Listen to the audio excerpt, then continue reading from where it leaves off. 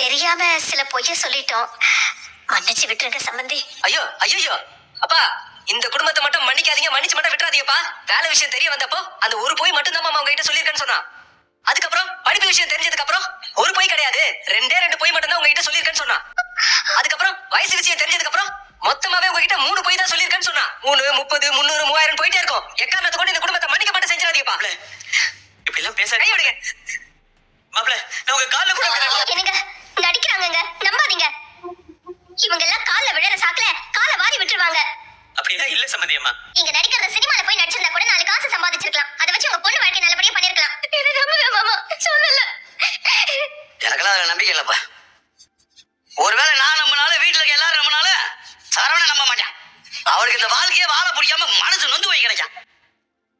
இவ்வளவு பொய் சொல்லி எங்க எல்லாத்தையும் ஏமாத்தின உங்க பொண்ணு இந்த வீட்டுல இருக்க வேணாம். மயில இருந்து உங்க வீட்டுக்கு கூட்டு போங்க. திரும்ப சொல்ல வைக்காதீங்க, கூட்டிட்டு போயிருங்க.